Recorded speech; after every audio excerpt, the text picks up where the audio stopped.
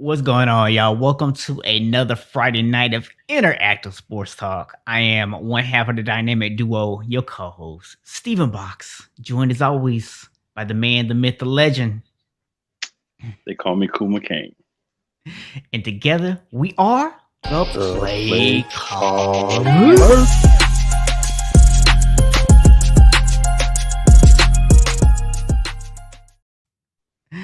So cool, man. What's going on with you today, man? How you feeling? Feeling good, man. Feeling good, man. A whole lot of stuff going on in the world of sports. So many places to start. Bro, so many. We got the NBA finals done wrapped up. The NFL, you got folks talking about retiring, people quitting their jobs. You got all kind of craziness going on, man. I know we don't talk a whole lot of outside of football and basketball, but you got the Olympics that just started up today too. So yeah, Yep. whole lot of news going on. Oh yeah, man. But of course, we got to start with the NBA finals, right? We gotta go ahead and wrap that Most, conversation up. most So definitely. let me go ahead and just start this conversation off by saying you were right. The Milwaukee Bucks came through. I didn't think anybody in this series could win 3 straight games. I definitely didn't think anybody's gonna win 4 straight. So kudos to the Bucks for going out there and getting it done and finding a way to bring home the championship. Congratulations to them. And Phoenix, y'all doing, man. Y'all scrubs. So many things to say on that. So I'm just gonna simply start off by saying this. If you watched this playoffs, and not just the Bucks, but this playoffs in general, you saw a lot of times where you had a team that was down 0-2 come back, make it a series or win. So many people that haven't really been watching sports up until the finals, and I think that's a lot of the people. Or I think another subgroup was all these people that thought that Chris Paul was a point god when we found out that he's essentially in the series more like a point fraud. But you have to understand that a series is not over until the entire series has been played, right? You don't call a series after 2 games. You don't call a series, you know, after a game. You don't call a series 2-1. You wait until the series plays itself out. And so many people already wrote Milwaukee off, not even looking back and saying they've came down from 0-2 before against the Nets. And yeah, you could say the Nets, they didn't have 100% James Harden and Kyrie Irving was hurt. But truthfully speaking, how many more points would they have been able to score with all those guys? That just means there wouldn't have been as much of a burden on Kevin Durant to be a scorer. You know, think about the whole entirety of a series. There's always some sort of momentum shift. Very rarely do you see what happened to my Denver Nuggets, which is they get swept. It does happen from time to time, but that doesn't happen a lot. So if you're good enough to win a game, you're good enough to get that momentum shifted. Once that momentum gets shifted, this is what you can have. And if the other team, and we said this earlier in the conversations about the playoffs, they hadn't beaten anyone really. And I'm not disrespecting how they got there. You know what I'm saying? I'm just simply saying that on top of that, let's simply think about this was the first time they were down in the series. This was the first time they were tied in the series besides 0-0. So now you're getting them in a situation that they're not used to. They have a lot of young guys. And as I've said all playoffs, there's no one that has an answer for Giannis. So these are reasons why Milwaukee was able to come back and win this series. They also got some good games out of, Chris Middleton, Brooke Lopez, PJ Tucker still playing the defense that he plays. A lot of people want to chastise or talk about PJ Tucker because he may not be the offensive threat that some other people are. But the game is more than just offense. You still have to play defense. You still have to rebound. You still have to make the plays. Those are the things that he does. That's what he brings to the team. That's what they've been missing. So getting him and Drew Holiday were big for Milwaukee. I'm happy that Milwaukee won. I wish Denver, would have been able to get there and have an opportunity, but they were not able to. So guess what? The team that I chose won. I'm happy about it. But truthfully, at the end of the day, it's not my team. Yeah, here's the thing. We talked about it on here, man. Everybody, when Phoenix went up 2-0, was acting like the series was over. Yep. And as you pointed out, if you look back through the entirety of the playoffs, there were multiple times where teams went down 0-2. and came back and actually won the series or almost won the series. So it's not like being down 0-2 is some kind of death wish. I even said myself, I had picked Phoenix to win, that I had fully expected for it to be 2-2 after 4 games. Because it's not like Milwaukee was just this scrub team that you were going to go out there and put away. What surprised me is the fact that you pointed out it's very rare that teams get swept. But essentially, Phoenix got swept. I mean, yeah, they went up 2-0, so they won 2 games in the series, but then you lost 4 straight games. That's basically a sweep. So the fact is, there should never be a situation in which you lose 4 straight games, especially in the NBA Finals.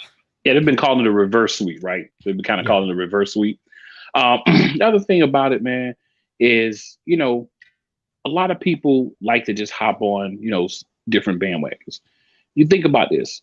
Phoenix was a team that kind of came from nowhere, right? I mean, they were good last year. They were great in the bubble, but they kind of came from nowhere, as in they weren't on the radar really last year. They performed well in the bubble, but they weren't really on the radar, because they didn't even make the playoffs. So sometimes you need experience. DeAndre Ayton had a lot of games where he just didn't show up, and you cannot win when your one true post presence doesn't really show up. And you've got a guy on the other team like Giannis. They had enough.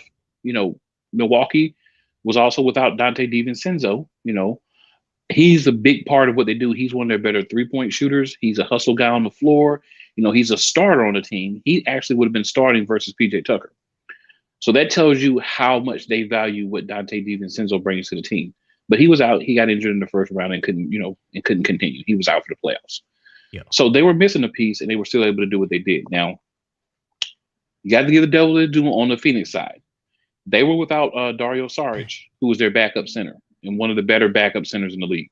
So they were forced to go to the small ball, and Giannis dominated in the small ball. But guess what? You still had DeAndre Ayton out there. You still had Frank Kaminsky, so you had bodies to throw at him. They just weren't able to handle him. You had a lot of guys step up from Milwaukee after those first 2 games.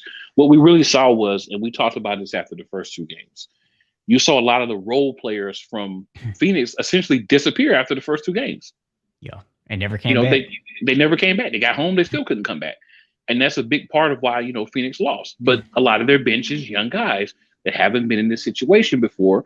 This is their first time here. You look at Milwaukee, you got a lot of guys that have been to the playoffs, been almost to the Eastern Conference Finals and lost, so they have playoff season. A lot of times it makes a difference. And I have to give you props for one thing that you say a lot. You don't say it much on this show, but when we're talking, you say it a lot. And what that is a series isn't truly over until both teams have had a home game. Yep.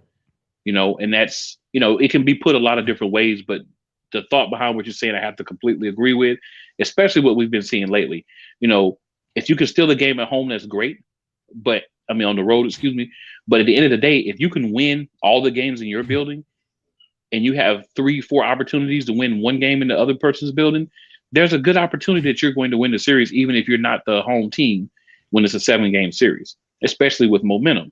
But at the same time, Phoenix crumbled, right? Chris Paul, I know I said earlier point fraud, but kind of jokingly, he's really what I thought he was. Yeah. Really, honestly. I like the fact that you say kind of jokingly. Yes. He's kind of what I thought he was. He's really what I thought he was. He's not great, but he's not garbage.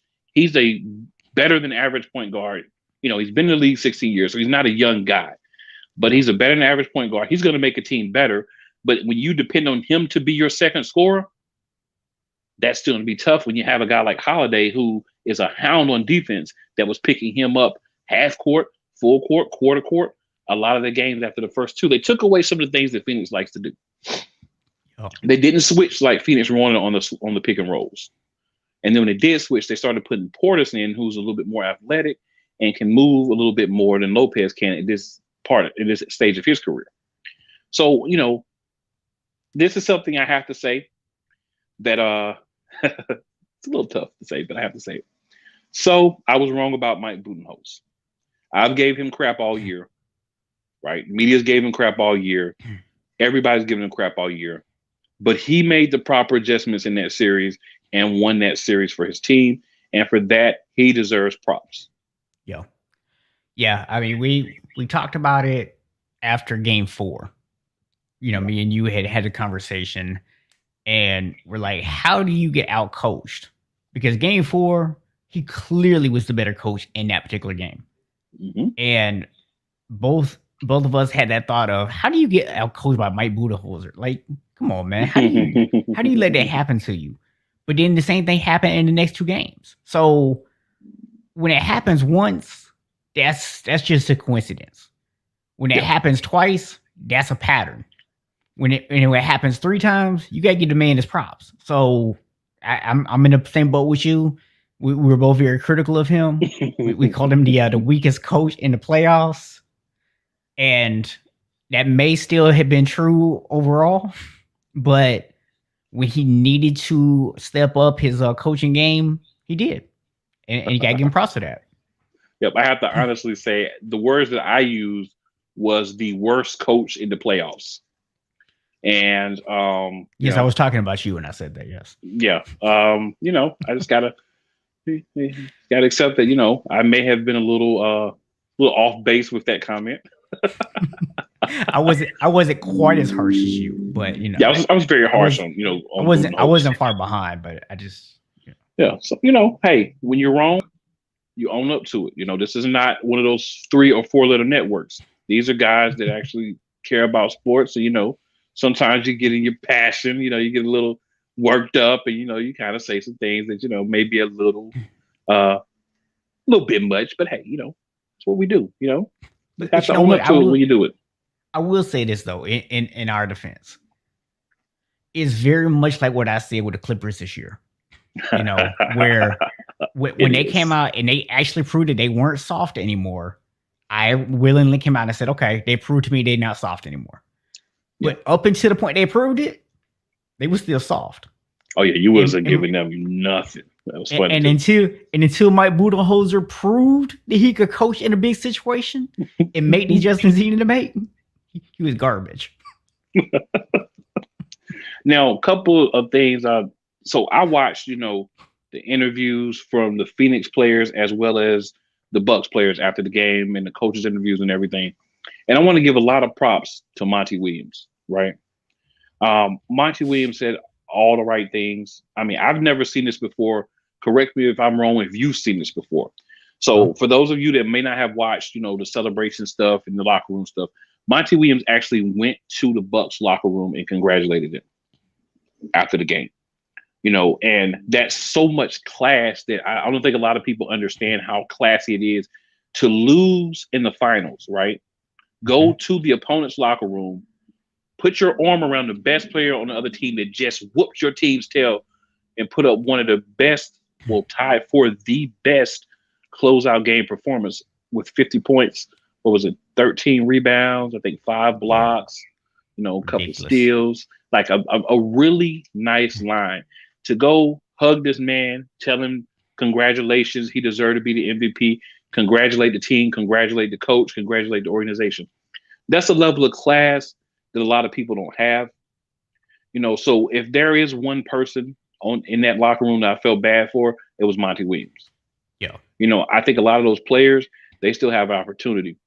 Now, another person on the Suns that I want to give a lot of props to actually is Chris Paul. So 5 to 10 minutes after he lost, right? He's still processing the fact that he lost. He's still getting that through his mind, right? Mm-hmm. Just like the Bucks were getting it through their mind that they won. Yeah. They were asking this man, what are you gonna do next year? All these questions. He's like, I'm still like really focusing on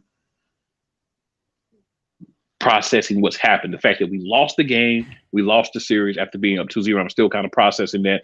So everything else I'm not worried about. They still kept asking them questions. The first 4 or 5 questions I saw were related to those things. And finally, somebody asking him something that was relevant to the Yeah. current situation. So he handled it really well. And I also want to shout out Devin Booker because he did an interview with Chris Paul and they were asking him a lot of questions. And some of them were not questions that I don't feel you should ask someone right after a loss like that of a series. And what he did was he was just saying, next question, please, and not give like a snarky answer or get an attitude. And that's difficult for young players to do, right? That's difficult Yeah. for people to do in regular life. So I wanted to Right. give them shout outs for that. You know, a lot of the other guys on the Suns as well that I saw snippets of interviews for, they were all really positive. They were all like, you know, they beat us. You know, we didn't come and play like we should have the entire series, and that's why we lost. So I Yeah. can appreciate the fact that it's not, you know, a lot of like nitpicking and this is what happened or that or this. We're just saying, hey, they came out there, they outplayed us, and they won. Props to them. We're gonna roll with that, and I think that does come from Monty Williams, and you know that's classy, and hopefully they will continue to do that.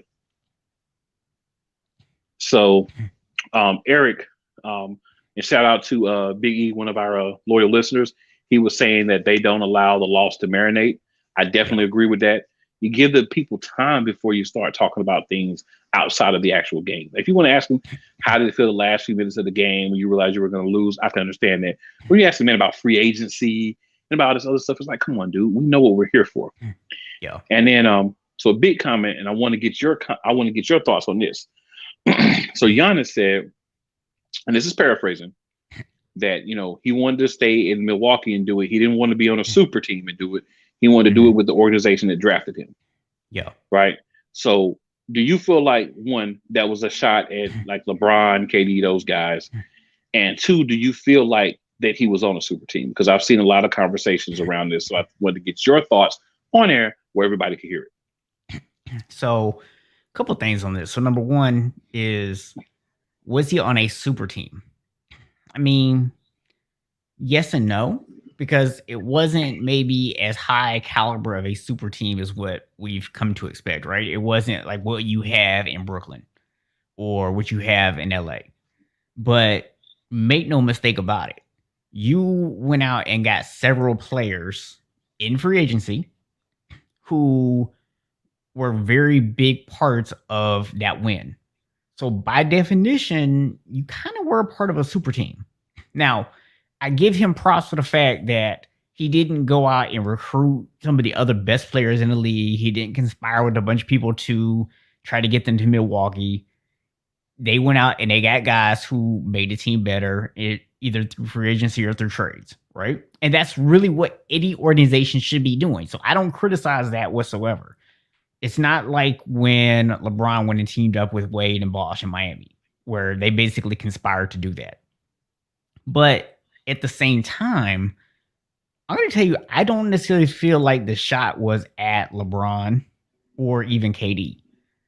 I was actually looking at something earlier that was kind of going into the history of the beef between Giannis and James Harden. And that's who I actually think the shot was taken at, was James Harden. I think it was directly pointed 100% at James Harden. So yeah, that's what my thoughts are. But yeah, I would say that he was kind of a part of a super team, but not to the same extent. It was more like a big three than it was like a super team. If that makes sense. It does. I'm going to say no, he wasn't part of a super team, and I'm going to give you the reasons why. We've spent years as you know people talking about sports doing what dissing Chris Middleton. Chris Middleton's not even a Robin. You know, there's no way he's a a leader of a team. He can't win with Chris Middleton, and Chris Middleton this, and Chris Middleton's the reason this happened. Chris Middleton's the reason that happened. So unless the people who've been saying this, and there's a lot of people, I'm not saying that you're one of those people, but there's been a large group of people. So if that's what you're saying, then essentially you can't then turn around and say that he's part of a big three or that makes the same type of team, a super team. Drew Holiday, I think he brings a lot defensively. He's a piece that came in through trade, Yeah. but he doesn't score and dominate the ball enough in the game as far as offensively for me to say that he's a second or a third option on a consistent basis. So when I look at this team, are they better than some teams? Yeah, because they have, a Chris Middleton who's, been an all-star a couple of times. I think between him and Drew Holiday, they have 4 all-star appearances in their whole entire career. Yeah. So if we're talking the next 2 best players on the team having 4 all-star appearances between the two, I'm not going to say they're a super team. What I'm going to say is they're a very good team. They're a better than average team. They're not a team that came out of nowhere and no one expected them to do anything and won. People just expected them honestly to lose to the Nets. And I can make the argument, not going to take the time to, that even if they had all 3 of their guys, they still could have beat them, and they could have, because one of the things about it is one of those guys, James Harden, does not play a lot of defense. One of those guys in Kyrie Irving, he is a guy that is not too difficult to get under his skin and get him to not play as smartly as you'd like him to. Mm-hmm. So with those things available and veterans on the Bucks team, it's really hard for me to sit here and believe that they couldn't have beat them. But they'll always have that they didn't beat them, with all three of those guys. But it is what it is. If that's how we're going to judge, we can go back to several different championships in all sports and, say that. So I think we just have to celebrate who the champion is. It's similar to last year with the whole bubble situation. A lot of people were saying like, oh, it's a bubble championship. But at the end of the day, everybody had the same opportunity that was there. So you have to respect whoever wins, whether you like it or not. Don't try to change the narrative because you don't like the team that won or you wish someone else would have won. Also, real quick, I know we've spent a lot of time on the NBA tonight, but we'll be done with it after tonight, pretty much. They've already released the rankings for next year, the power rankings. And of course, we know who's number one. The Brooklyn Nets. I'm not shocked by that. Yep. And number two, of course, is the new champs. And then after them, if I remember correctly, it's the Lakers. And then, for truth on down. But basically, man, I think it's interesting that even though they did not win the championship, they're number one in the power rankings. I understand why, because you have the big three. But what I find very funny about them and a lot of teams that have a lot of salary caught up in X amount of players, it's hard to fill those other spots, right?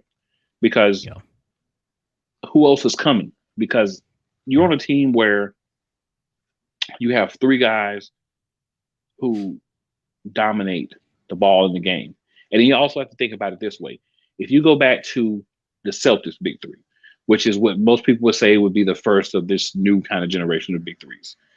Garnett was an inside player. Mm-hmm. Pierce was an in-betweener. And then Ray Allen was the shooter. So you only had one guy that was a true, you go to Miami's big three. All three of those guys pretty much hit the, and that's, they don't, all three of them were basically paint players. But what happened was Chris Bosh decided to step out and start making threes because he could do that because the name needed to open up for the other two guys. So they needed to put shooting around them because they had to be able to score from the outside. You go to Golden State. Golden State's big three was more similar to the Nets big three in that it was three guys that primarily were shooters and scorers, mostly from the outside, with one having the ability to really get to the hole when he wanted to in Kevin Durant, right?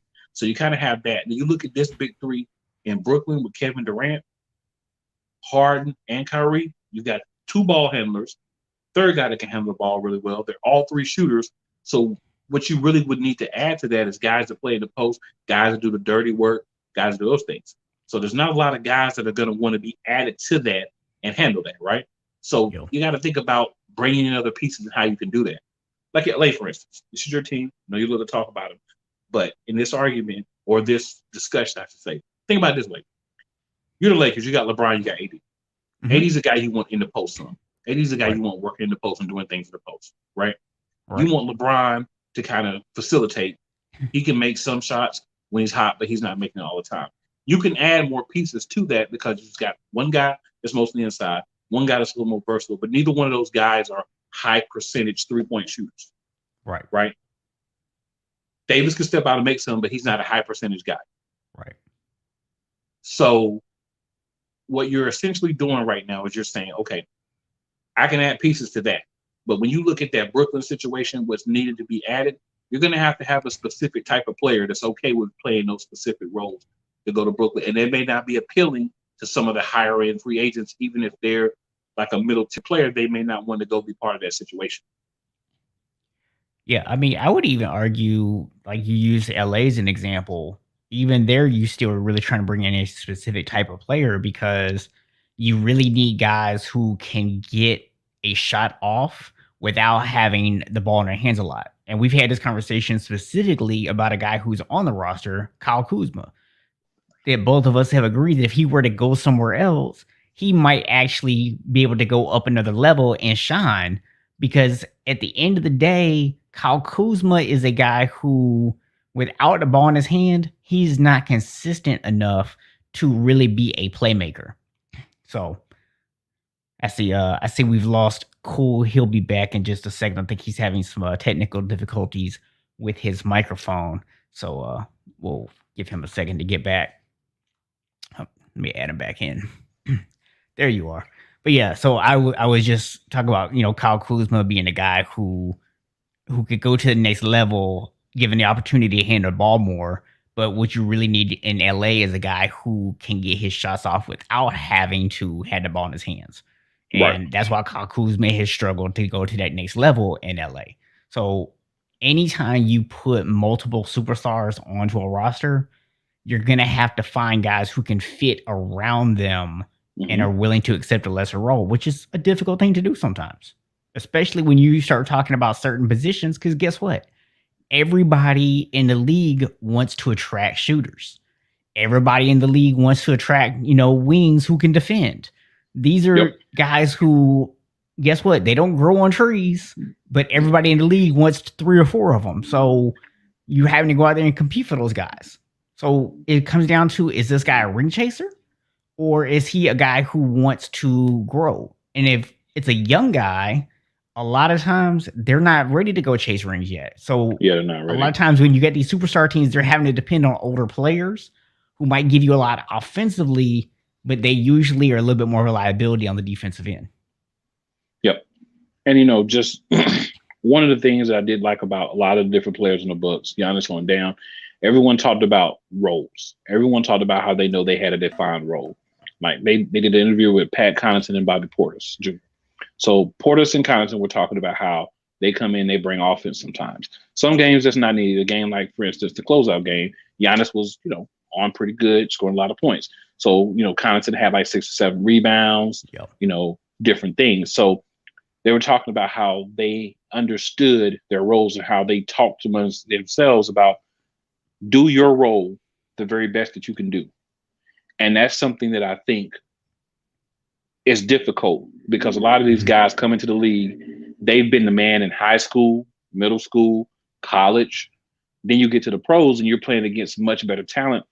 And, it's kind of like a reverse pyramid. You start out with more and then you just keep coming down and coming down and coming down and coming down. So those guys were able to say, you know what, we have been the best at what we did at some level. But right now, to win, to be successful in the pros, this is the role we need to play. So that takes time. So I definitely agree with what you're saying. That's not something that younger guys are going to be able to do right away.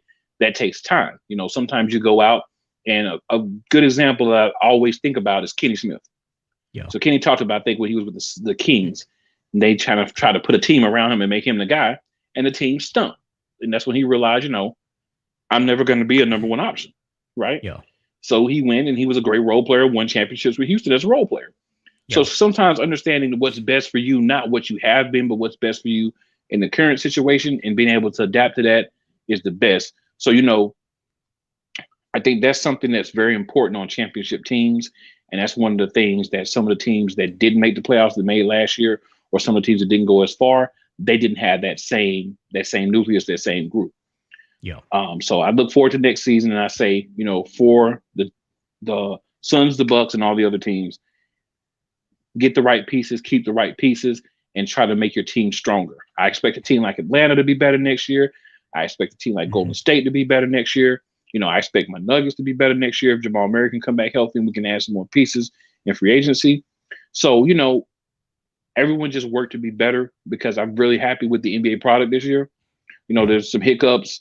There are some times when things weren't as great as they could be, but overall, I can honestly sit here and tell you and everybody watching, I was very pleased with the NBA season, and I honestly did enjoy having games every night. So I hope it's something they can keep going where you have games more nights than not.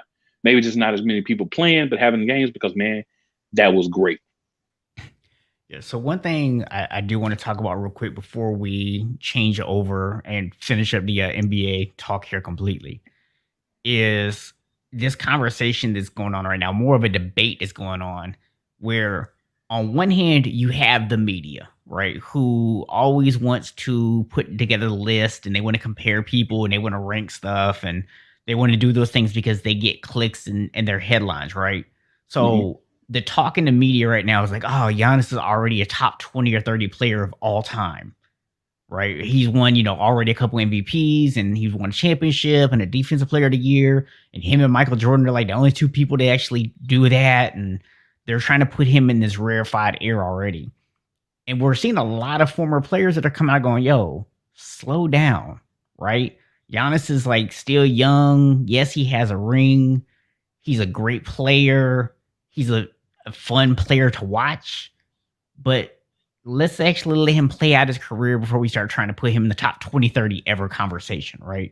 So where do you fall on that? Are you like, no, you know what? Let's be a prisoner in the moment. Let's look at what he's doing and be super excited about it, or are you like, I agree, he's great, but let's chill a little bit. So I simply fall here on it. How can we tell the story of a person's career while they're still in the peak of that career? Yo. If you came to me when LeBron James was 26, 27, and said LeBron James is the GOAT, or even in the GOAT conversation, I would have laughed at you and walked away. Right? Yeah. Because at the end of the day, yeah, what Giannis is doing is amazing. He's 26. He's been in the league 8 years, straight out of high school, right? Or 18. So what we have to do is say, in my mind, well, what I would say, I'll put it that way. What I would say is this. As for what he's doing now, he is on track to be an all-time great player. Yeah. But he still has to complete things. You don't skip from 26 to Canton. Right. You don't skip from 26 to the best player in the league. Right. You can be in that conversation. If you want to say he's the best player in the league right now, whatever.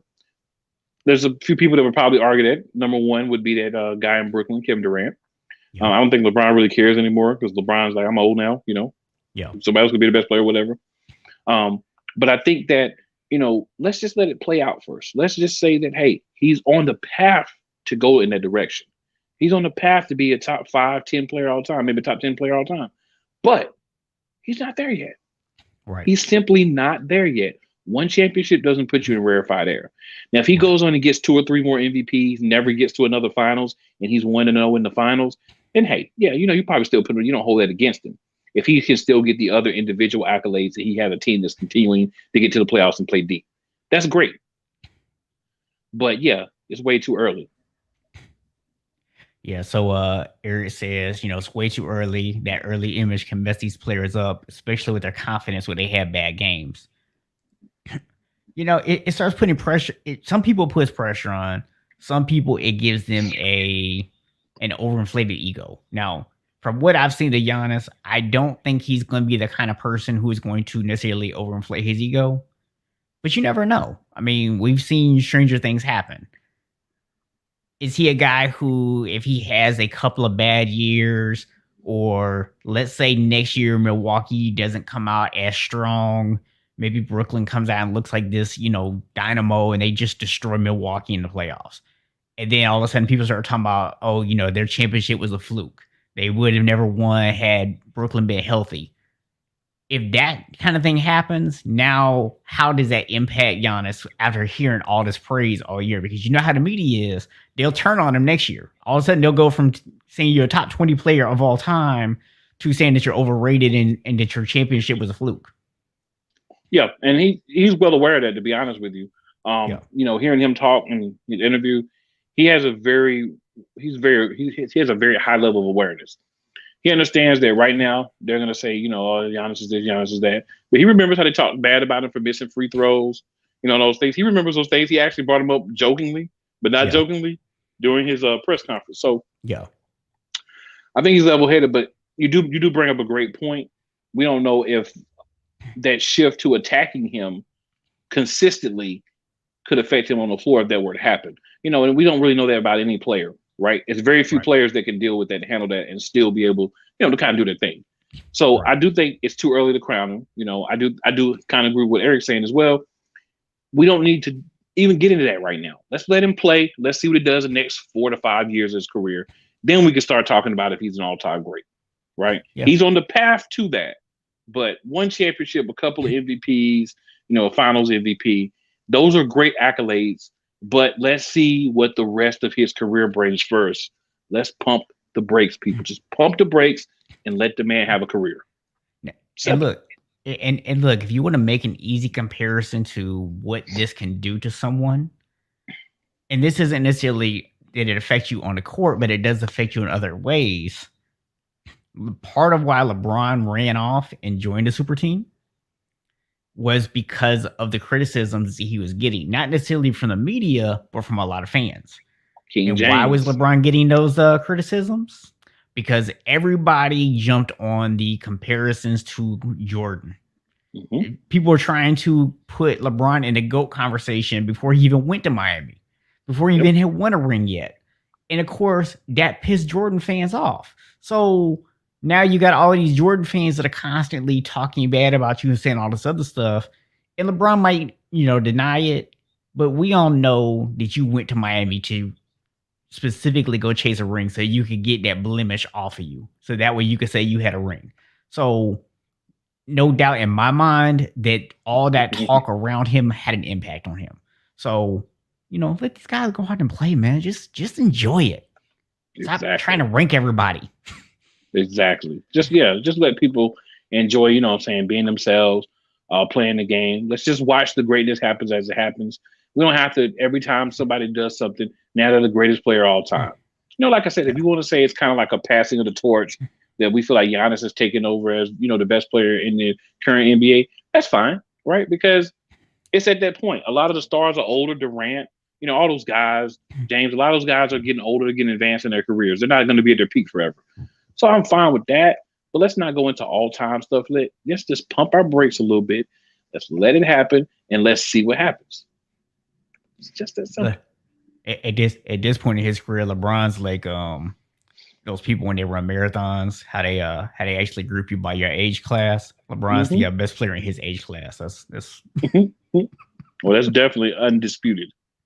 I think it's just like him and Chris Paul at this point. So I think it's really just to sign which one of them is better. So yeah, I mean Chris Paul, man, he'll have other chances.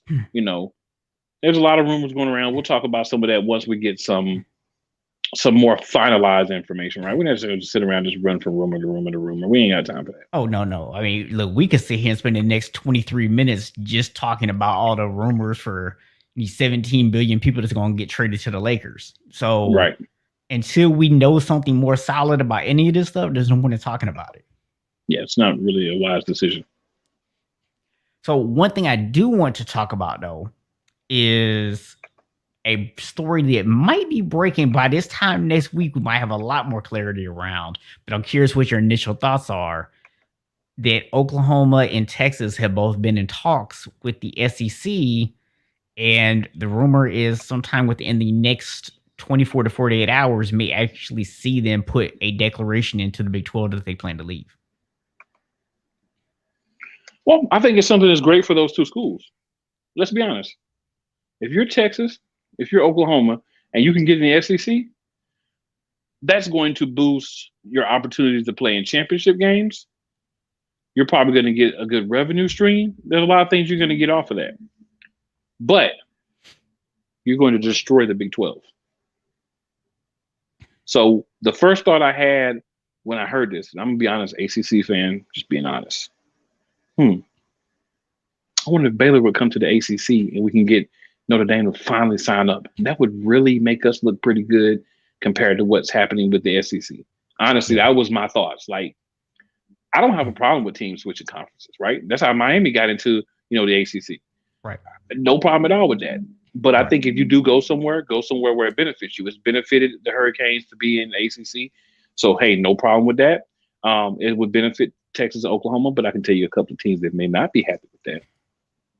Texas A&M may not be happy at all if Texas comes in, Yeah.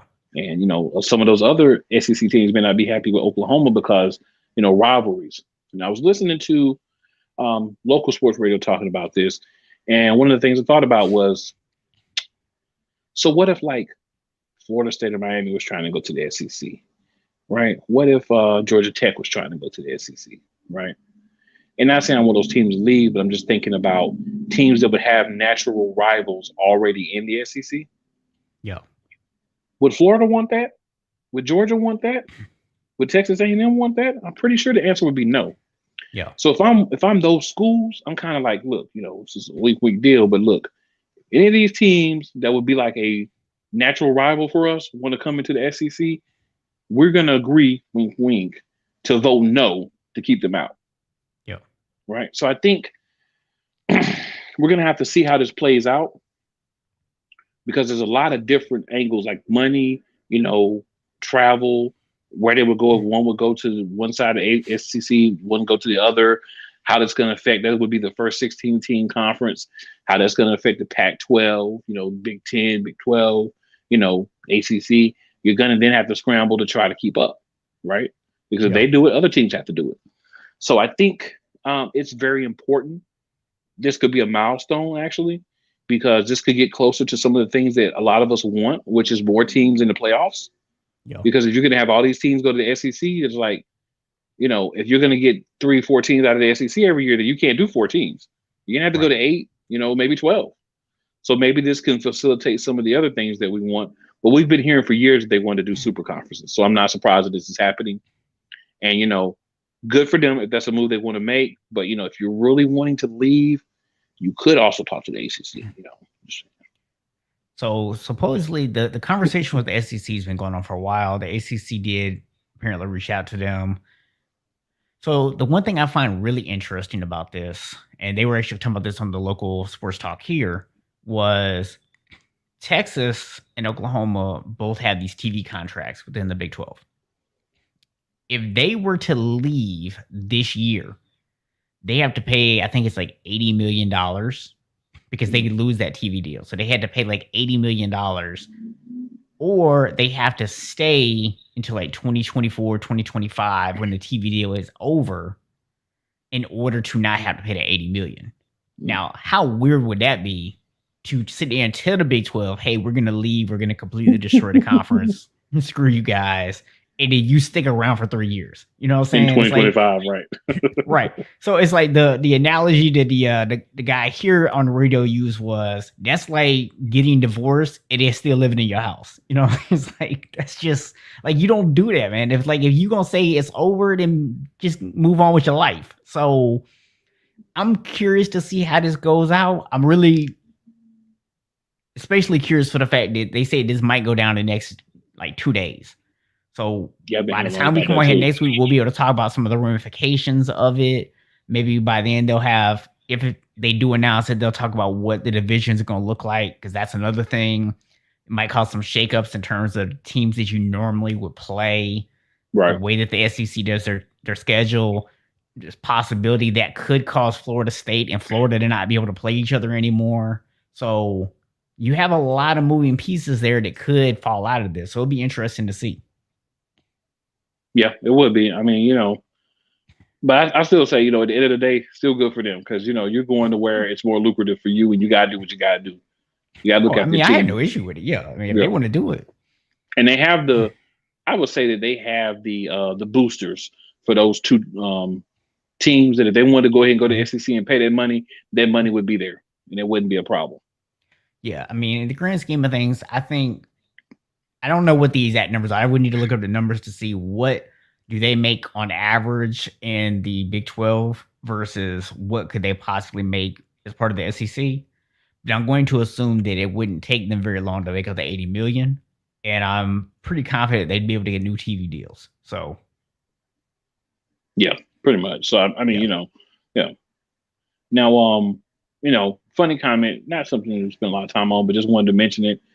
Tyler Hero came out and said that LeBron James is the best Miami Heat player of all time. All I'm going to say to Tyler Hero is that's Dwayne Wade, sir. Negative.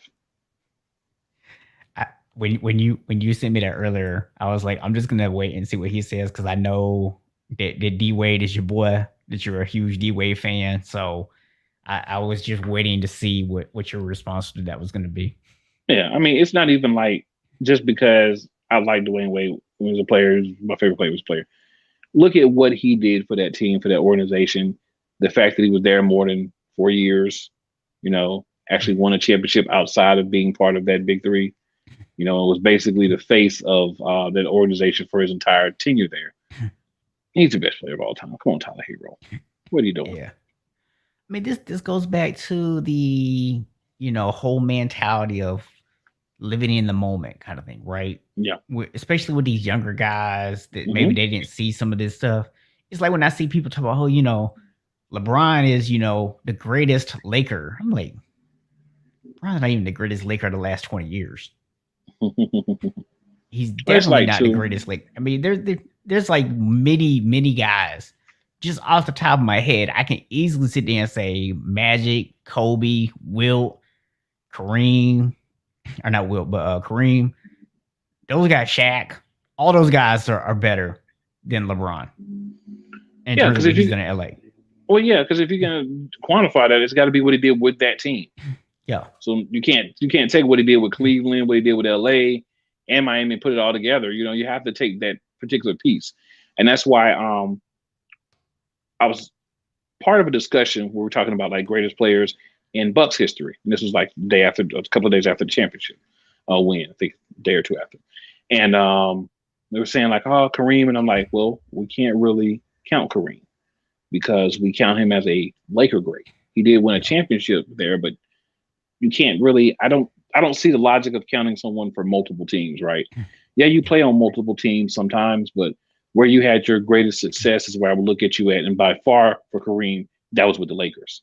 So in that particular piece, I would say you then remove him from the conversation with the Bucks because how can you be a Bucks great and a Lakers great? Yeah. I mean, to me, the only way you can do that is if you have multiple championships with multiple teams. So going over to the NFL, Charles Haley is a guy who comes to mind. He won multiple championships in San Francisco. He won multiple championships in Dallas. He won enough because I want to say it's like three and three that he won there. So that's enough that you can actually justify saying he's an all-time great for both of those teams. Those type of instances are extremely rare. You don't see that very often. Agreed. So sticking with the NFL, a memo went out the other day from the NFL saying that if you were unvaccinated and you got a positive test and it caused you and it, caused infections on your team and your team was going to have to move a game because of that, they weren't going to move it. They're going to basically forfeit your game. And so a lot of people, of course, are now taking this as this is the NFL trying to force people to get vaccinated, which a lot of people have an issue with because they don't feel like the NFL should be able to force people to get vaccinated. You got DeAndre Hopkins running around talking about he might retire. Just today, I saw that the Vikings offensive line coach decided he wanted to retire because he didn't want to get the vaccine. So, what are your overall thoughts? Just first of all, on the NFL handing this down. Let's not even touch the legality or the ethical part of this just yet. What do you just think about them handing this down? I think it's ridiculous. Um, and the part of it that upsets me the most is that you're basically saying if the Eagles and the 49ers are playing and the Eagles have players test positive and we can't reschedule the game, neither one of your teams gets paid. So you're basically saying you get punished because we're scheduling you to play X team and they have something go on with COVID. Nobody gets paid. So that's my first problem with it. My second problem is you're basically taking the option out of their hands. And like you said, you're forcing their hands. Um, I don't think it's fair to force every single person. And with the way you acquiesced and were able to seamlessly move the schedule last year, I find it a joke that now all of a sudden, oh, we can't do anything for you. If we can't reschedule it, you're just not going to get paid. So I have problems with that because you showed us last year that you can make it work. You showed us that. Now you want to go back and you want to completely change what you did because you want people to take a vaccine. That's essentially what this is saying to me. And I think that's a little laughable. And that's a reason why I'm disappointed in the upper levels of management and the commissioner for the NFL. I don't feel like they really have a touch or a pulse on what's really happening in the world as far as their players and what's going on. You have people in different situations. You may have people that may have pre-existing conditions in their family history, and that's why they're not going to take a vaccine. They may, for religious beliefs, they may not want to take it. And there could be multiple reasons why. And to all of a sudden do this, man, that's just bush league to me. Yeah, so my thoughts are, on one hand, I don't necessarily have an issue with the NFL coming out and saying, like, look, we're not going to do what we did last year. We're not going to move all these games around, because it is something that I do feel like hurt the game. Having all these games get rescheduled and move around. So I was never a fan of that last year. So I don't really have an issue with them coming out and saying that in particular. But at the same time, I do feel like when we start getting into that gray area of, is this trying to force people to get vaccinated? That's where, I start to kind of maybe have a bit of an issue with it. And I will just tell people I'm fully vaccinated, so I have no issue against the vaccine. I'm not one of these people that's like, the vaccine is evil or anything like that. But I think that people should have an individual right to choose what they want to do with that. Now, it's a catch-22, because what we are talking about here is a public health issue.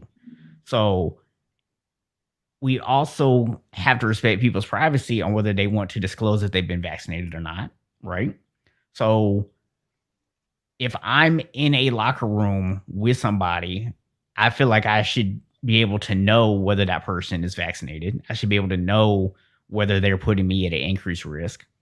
But I can't ask that person unless, I can ask, but they don't have to tell me, and I can't force them to tell me. So part of what you're also kind of doing here is you're forcing people to declare whether they're vaccinated or not, whether they want to share that information or not. Because how are you going to know if someone does test positive that that person is unvaccinated? The only way you're going to know is if you divulge their private medical information to other people. So to me, there's a lot of issues that come up with this. One thing is, and I find this kind of funny, because a lot of the same people I see that have a really big problem with this right now. And I'm not necessarily saying that I completely disagree with some of this, but the same people who now think that the NFL has absolutely no right to try to do this are the exact same people that had no problem saying the NFL was fully within their rights to blackball Colin Kaepernick. So it's funny how you don't think the NFL should be able to enforce certain beliefs or certain things in one situation, but at the same time, you feel like they should have complete authority to enforce a belief in another situation. Yeah, there's a lot you could say about it, but essentially for me, it really boils down to one thing. And we have a comment. I'll let you read that first, and then I'll, say my last thing about that. Yeah, so Dan Gilbert says that if he hears one more football player say it's against their rights as an American, it's a job. They say you have to put your leg in and then take it out and put it in again and shake it all about. Okay, I'm not sure what that's all about. And PA already said they were not. I guess we're not backing players. All right, so here's the thing. I'm gonna quickly respond to this comment, give you my opinion on the comment. So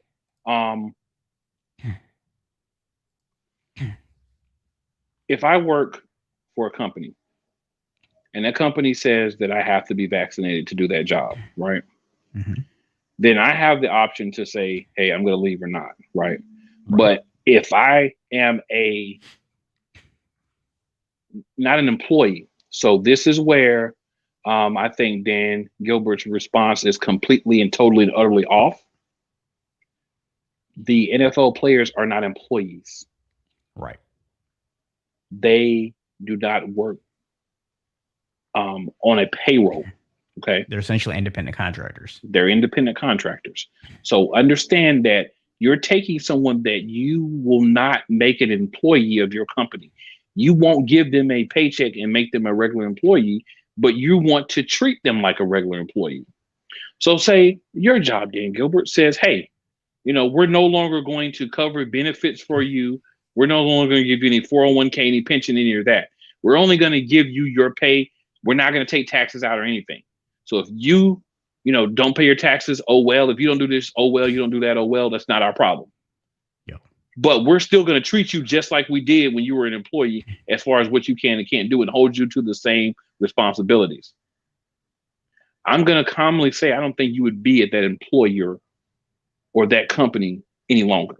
So understand, this is not employees not getting what they want, or this is not employees being forced to do something. These are independent contractors. These are people that don't necessarily work for this organization or another one, and they're being forced to do something.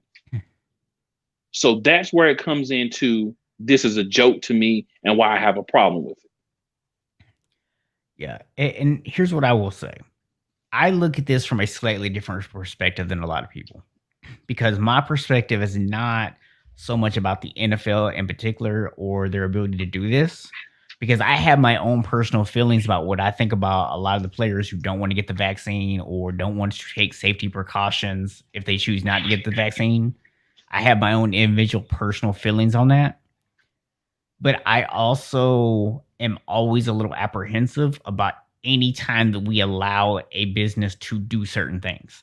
Because as soon as you start giving a business or employer opportunities to do certain things and you set a precedent for that thing, it can now be rolled out to any group of people.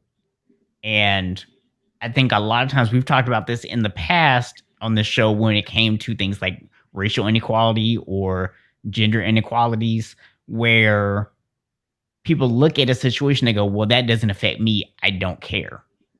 But at some point, it will affect you, because at some point, somebody's going to use the exact same things against you.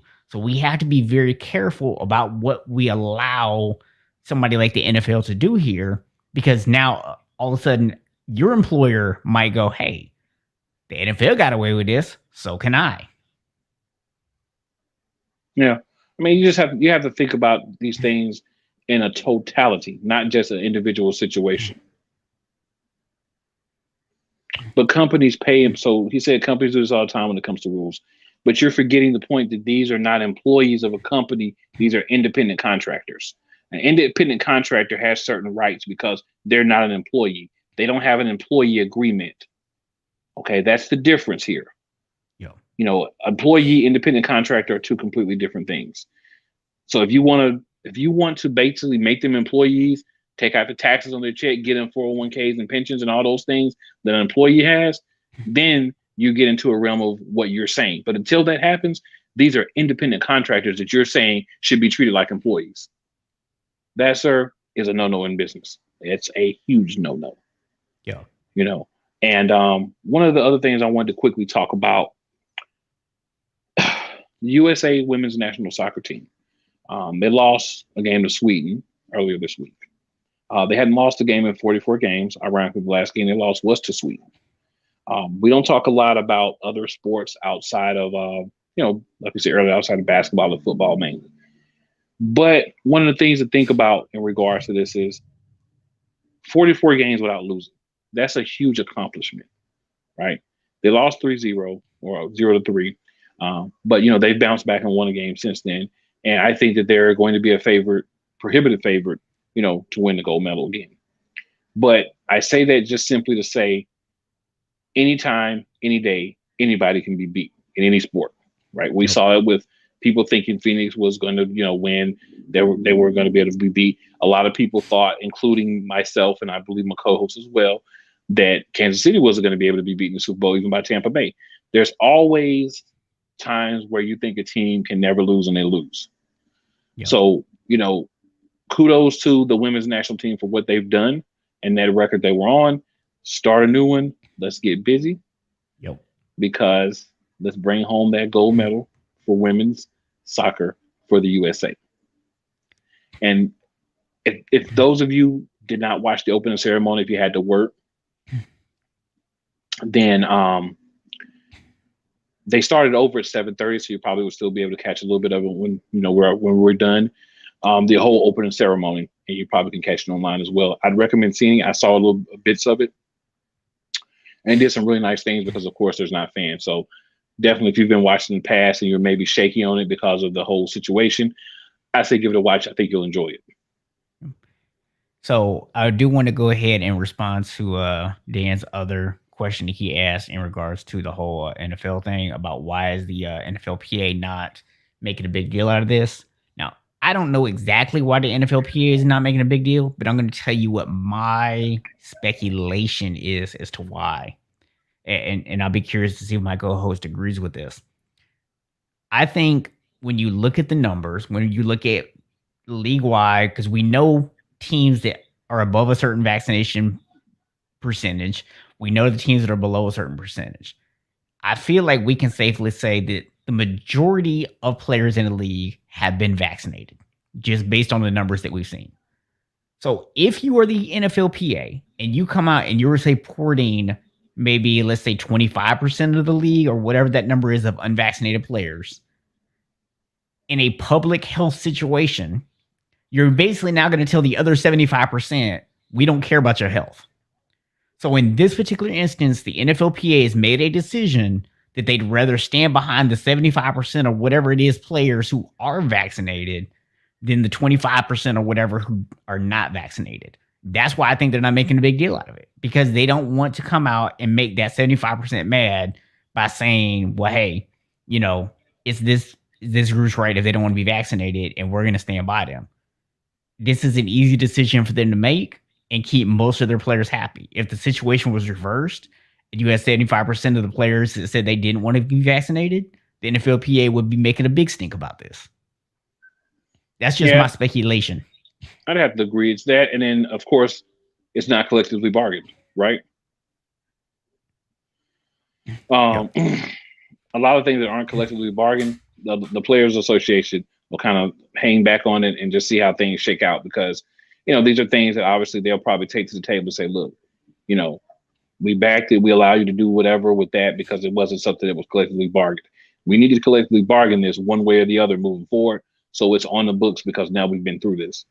You got to think, you have the Players Association, and they try to work on these things as they happen. They've done, I think, a pretty good job. But this is something new. It's not in the collective bargaining agreement, so you got to kind of roll with it for now until you can make a difference with it later on. So I don't think that's why you're not really getting anything from the NFL Players Association in regards to this.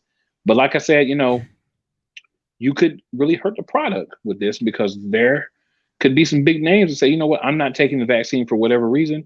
And if you're saying, oh, you're not going to get paid, you're playing, they say, you know what, well, I'm just not going to play. Yeah. That could really hurt the quality of play in the NFL this year. So that's something else you need to think about. One other point on it, you have to realize that you can still contract COVID if you have taken the vaccine. You just may not know you have it until you get tested.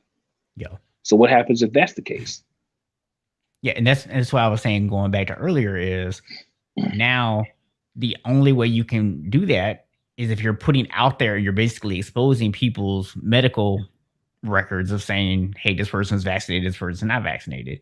Because if someone tests positive, but they are vaccinated, then you're basically saying we're going to still postpone that game or do whatever. You're only punishing people, from what I'm understanding, if they're not vaccinated, which now we get into HIPAA laws and all kind of stuff. So yeah, I'm going to be curious to see if something else moves forward with this. Right now, we're still pretty early in the process, but I just wanted to at least get your thoughts on where we were, because I do think that this is going to be an ongoing story. I don't think we've seen the final say on this. There's going to be some protests. There's going to be some different things. So we'll see what shakes out of it. Yep. So before we go, I will say this one final thing. If you are a Green Bay Packers fan, sorry for you. Hey man, I think you're gonna be losing Devontae Adams after this season too. This news that broke this week about Aaron Rodgers basically getting offered and just turning it down, it really shows he does not want to be in Green Bay. Yep. And if I'm Green Bay, I'm taking what I can get and I'm getting rid of this dude. But that doesn't seem to be their stance. Their stance seems to be he's gonna come play for us because we think he is. I told you a month ago that I think the Green Bay is actually stubborn enough to go retire. We're not trading you. Yeah, I mean, that could be that. They could be that stubborn, right? But that's not going to. What that does, man, is so many things. The main thing is to make a long story short. Why would other free agents want to come and deal with that? You know what I'm saying? Yep.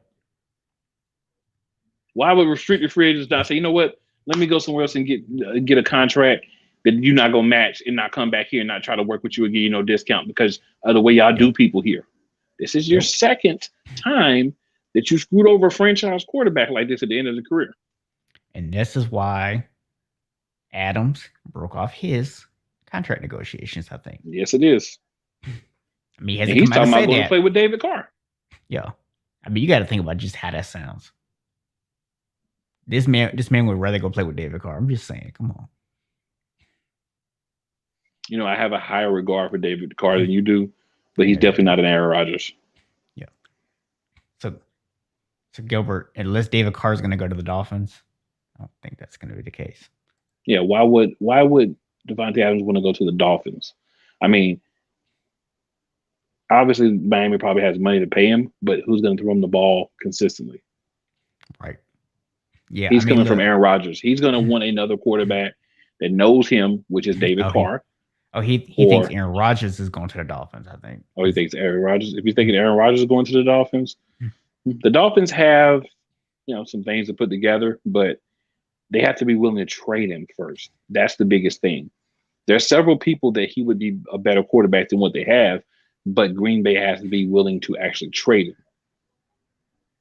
Yeah. So we'll see what happens, man. But man, we are at our hour for the night. So we're going to go ahead and wrap the show up. Appreciate everybody who tuned in for tonight. If you have not already, come on over to YouTube, playcollegesportstalk.com. Hit that subscribe button down there in the bottom right-hand corner. And then click that little bell next to it. That way you'll get notified every Friday night when we go live. And you'll never miss an episode of the Play Callers. Oh, and one other thing, like the video, and Bucks in 6. The Bucks already won, sir. You can stop saying it now. I just want people to remember Bucks in 6. All those Suns in 4, Suns in 5 fans, Bucks in 6. Take that. He says Bucks in 6. I'm going to remind you that starting right now, it's Play Callers in 7. 7 more days, and it's Friday again. We'll see y'all back next week. Bring a friend.